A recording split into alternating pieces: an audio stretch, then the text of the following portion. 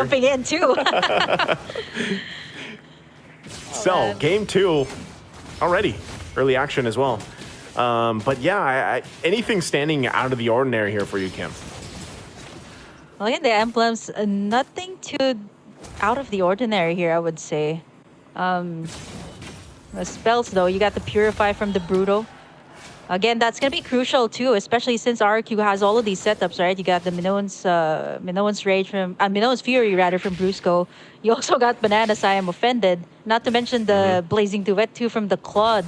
It's not going to be easy for Stitch, though, but I think if they go the route here of being aggressive early on, which is kind of what they're doing right now here up against RQ Hoshi. Oh, yeah, already. Saksa going to take some damage, but again... These are, you know, very tanky heroes that don't have a ton of damage right now, so no one going to go down. Still a lot of CC potential, though. Brusco should be fine as well. And one thing that's great about the Minotaur, especially later on when he kind of rushes that Flask of the Oasis, it is tough to deal with, but hold on. Brusco could be the one in trouble as he's going to go down to first blood. Now Arad in trouble as well. 2 kills now for Burmese Ghouls. Exactly what they need here in game 2, Kim. Yeah, level 4-2 going to be attained here by the Valentina in just a bit. I like how they picked this up too compared to the Aurora that you kind of mentioned, which is also still good. But the Valentina can scale up really well, care of her passive, right? Like she can scale up to level 4 right before a major objective like the Turtle, which is really good, right? You need all of these great ultimates to pick up. Right now, it's all up to Nico whether you want to pick up that Minotaur's ultimate or whether even if you want to go for Octa's ultimate here would be great.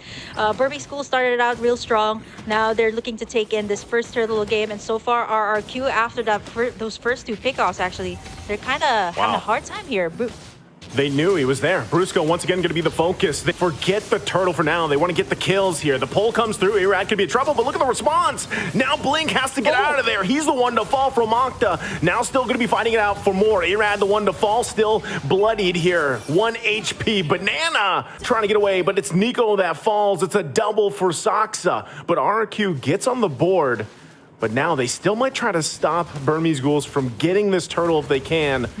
Brusco not having that level 4 just yet. Take a look at the replay. They might be able to just get that Turtle. Keep an eye on that. It looks like they do, but this was a great play here from both teams. I mean, a lot of response back and forth, but yeah, the Turtle is taken here by Burmese Ghouls. Yeah, I like the clap back there of RRQ. They kind of like, okay, you know what? Burmese Schools is going full aggressive. They actually went in for the full aggression too. Brusco actually flickered out there. Oh. What's really hard here too for the side of Burmese Schools is like the tanky front line. Like we're starting to see the damage coming out from the Nana, which we'll see even more later on. Like 2 kills already for Octa here, which is kind of something that Burmese Schools have to watch out for, especially in these clashes. Even here on the top side, we have to check the laning phase here of Stitch and Skylar. And so far, Skylar has been doing well up against this Bruno. As compared to earlier, like a lot of poke here coming out from both of our marksmen. Yeah, he's got to be careful here, though. I saw Saksa rolling in. Yep. Still hungry for it, though. They should be able to protect him. Good rotation and response from RQ. Right now, also, the fact that I don't know if they still want to put the pressure here, but like you mentioned, Octa having those 2 kills early on will help him scale up pretty well. He does just have that magic penetration for currently the arcane boots, but he'll still be working around building up. And it looks like Burmese Ghouls still wants to put the pressure here in the top side. Arad gonna spot Blink out, trying to get a little bit of extra gold here for Stitch, but ultimately resulting in nothing for now. Yeah, you see how Burmese Schools also positioned themselves over on the top side, right? Kind of anticipating that RQ Hoshi might actually create some pressure here up against Stitch. As long as he's fine, right? As long as he's able to get in his first 2 items, that should be good. Which is actually pretty much what the Burmese Schools has been doing so far here. 4 minutes in, they've been taking all of the turtles, and not to mention, like I want to point out that Saksa has been getting all of the kills too, which is really good for a Baksha here in the early game. If you think about it, it's not easy, right? To have this Baksha. You got the Nana. You got all of these frontliners. You got the Tonton, the Fredrin. So it's not going to be easy to go up against them. But for Burmese Schools, as long as they can keep this up against RRQ, have this early take-ons onto the turtles, winning in all of these clashes, they should be okay. You see Nico actually popping in. Wow. With the Nana, but it's going to be Irad actually stealing it away. Yeah.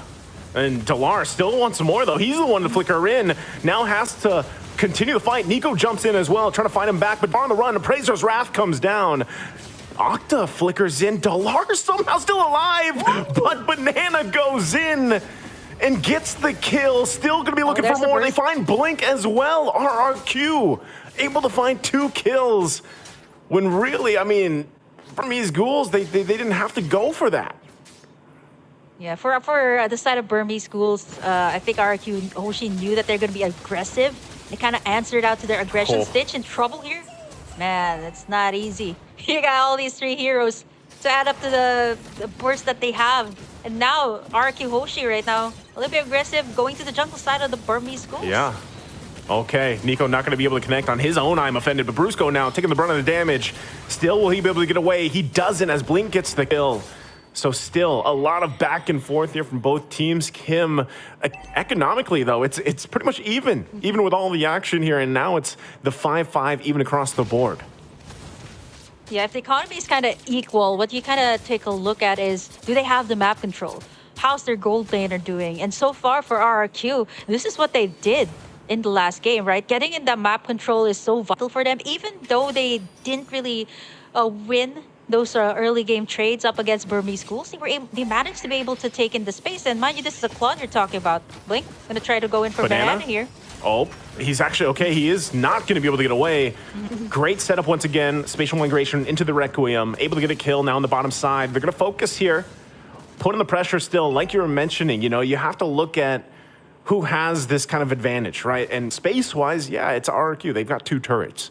Burmese Ghouls, though, they don't care right now. And they're going to be making their way to this next objective, the turtle. If they can secure this one, it'll help them just a little bit deal with this. But right now, look at this. RRQ doesn't want to go ahead and just give this away. They want to fight for it and get this positioning. Burmese Ghouls getting the first turret of the game for themselves here on the top side with Dlar doing the work.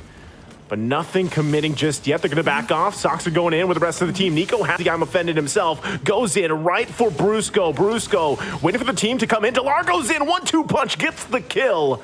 And Brusco out of the picture here. Now down a member. Burmese Ghouls for the taking for this turtle. Unless RQ Hoshi can do something.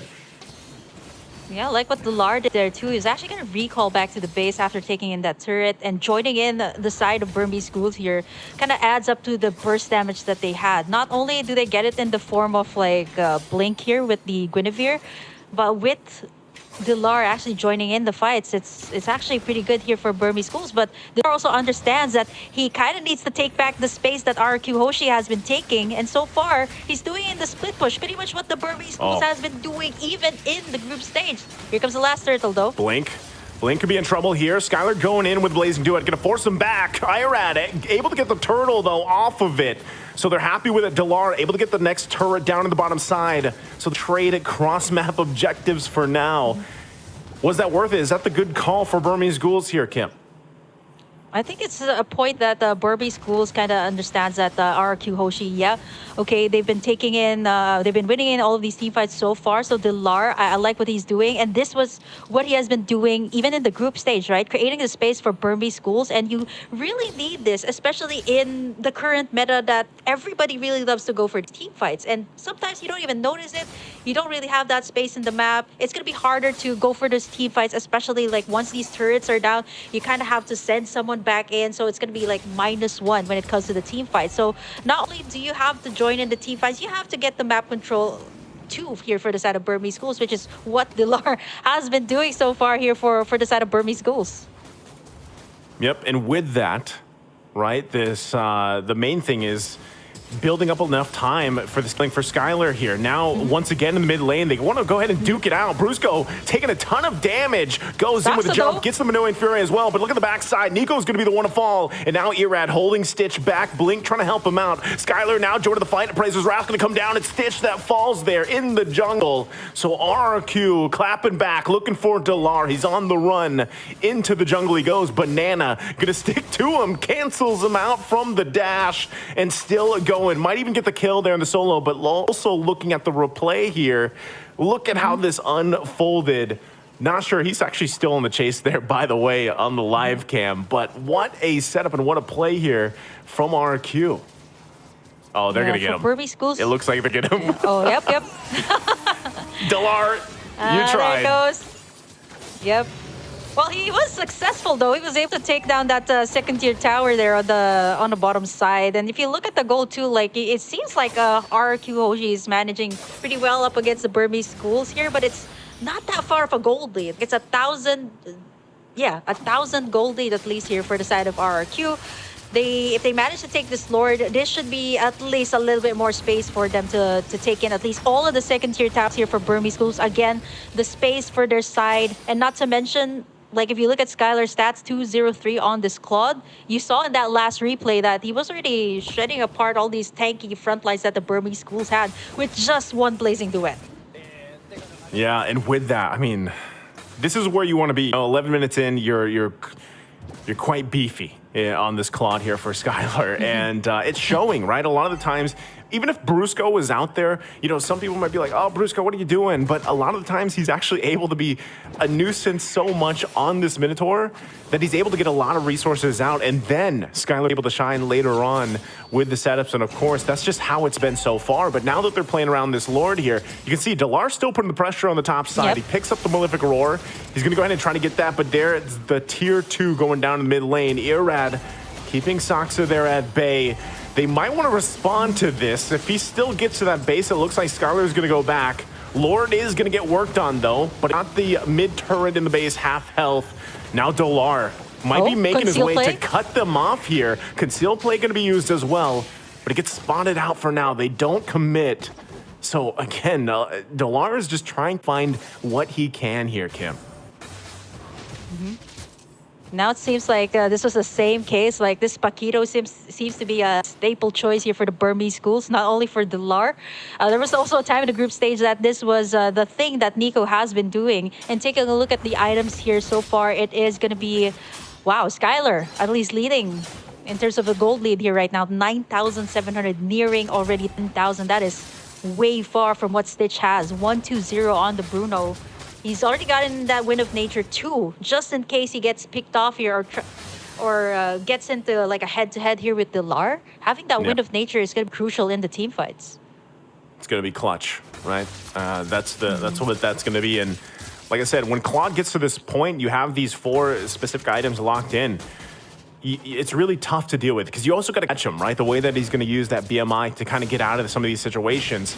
Octa picking up a Divine Glaive as well. Minoran Fury with the Flicker combination goes through. Look at them getting whittled down. Sox could be in trouble. There's the knock-up, though, and he's able to get her out with the BMI. Now Sox are the one to fall into the jungle. Dlar trying to get the punches off here, but he's got to respect the damage. I'm offended, not going to connect. And they might still just pull it back. Still 30 seconds away from this Lord, but RQ finds a kill. Yeah, the swing of the gold too from 38K for the side of RQ. Then it swooped all the way up to like a 4,000 gold lead right now, just with that one shutdown onto Saksa, which is exactly why RQ was willing to commit that clash. Like Saksa was right in the middle, Skylar having that insane amount of burst, plus Octa too. So it's not gonna be easy for a Baksha to just roll in when you have the Molina onto him. Actually, if you take a look at the replay, you might actually catch it. He gets in that Minoan sphere from Brusco, and at the same time, it really set things up here for both Octa and Skylar to just free hit him. Now it's gonna be the first enhanced Lord of the game. 14 minutes in, RQ Hoshi gonna be starting it up. Let's see, Burmese Ghouls, do they actually want to try to pull something off? Saksa could come down to it. Nico holding on to that Ruby ultimate once again. RQ knows what's up. Dlar also positioning here. They're going to have to go for it. Prazer's Wrath going to come down. Irad able to secure it, though. Gets the Lord. And now Sox left to his own. Will fall into the river. Now Blink in trouble. Gets I'm Offended combination here. Flickers on out. Dlar couldn't do anything but watch. And Saksa's the one to fall. RQ ready to make the power play. I like the attempt there of Saksa to try and steal in with the Lord. Roll in and click that Retribution. But I think Burmese schools kind of was trying to go for maybe possibly a split push. Like if you look at that particular moment when Saksa was going to try to go in, like you see Dlar and Stitch going to try to make a move on that mid lane, but it's a little bit too late now because Enhanced Lord for the side of RRQ, they can take all of the inhibitors here. They don't have a good amount of burst to take down the front line. Yeah. But here comes Irad. Irad gonna get he's going to get pulled. He has the immortality, but there's the Minion Fury going to be jumped in. Look at the damage, though, coming out from Skylar. Able to get the kill on Saksa. Brusco is the one to fall from Dlar, though, so it's a 1-for-1 for now. Can they hold it together? Blink going to be able to jump in. Takes quite a bit of damage himself. The flicker comes through, and he's keeping him at bay. Lord finally going to go down. Nico has to run out of there, buy some time, some space, but he ultimately dies, and they hold on to a sliver of health on this turret for a little bit longer. Dlar trying to keep the minion at bay. Man, Banana jumps in, finds the connection, but look at the damage from Dlar. The 1-2 punch isn't enough to get the kill, though. And now RQ looking to end the game, looking to end the series here. Can they do it? 3 down for Burmese Ghouls. It looks like they're going to take the disciplined route here, Kim, and back off for now. Yeah, if they overcommit there, they could have been punished there by Stitch, who also has almost all the items that a marksman needs, right, in the late game. And by this time, like 16 minutes in mid to late game, everybody has what they need to be able to go up against your opponents. But what RRQ Hoshi has here, as compared to Burmese Ghouls, is the burst damage. You've seen it in the Nana. That was like 2 hits onto Saksa. Yeah. He also has the Athena's shield there. So even that wasn't able to counter it out. And not to mention, I just noticed his emblem here right now. That additional burn that you get when you pop in your skills from that emblem from Okta. So kind of really hard for the tanky frontline here of Burmese Ghouls. They're going to have to rely on Stitch here and even Blink. Then again, same case from what they had in game number 1. Great solid front line, but no one to kind of answer out to the back line here of RRQ Hoshi, because Dlar's busy pushing, right? Dlar's busy pushing. There's no one to take down the Nana, no one to take down Skylar, who is also very mobile here as a Claude.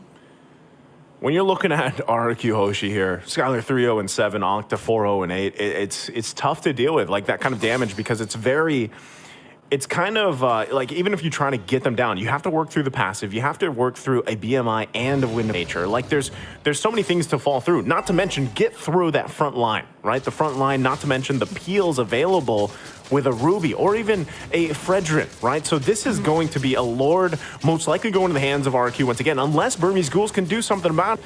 But even Sox are just trying to get some of this vision. Yeah. Blink waiting patiently as well. Still, Lord, less than half health here. They might try to make it a miracle play if they can pull it off. Stitch positioning here is going to be crucial as they approach Dlar, this. But right now, RQ, yeah, Dlar taking a ton of damage. He's kind of out of the picture, so now the numbers in the advantage for RQ, and that's going to be the Lord going in their hands. There's nothing Burmese Ghouls could do with that, considering the fact that Dlar had to go back to heal up.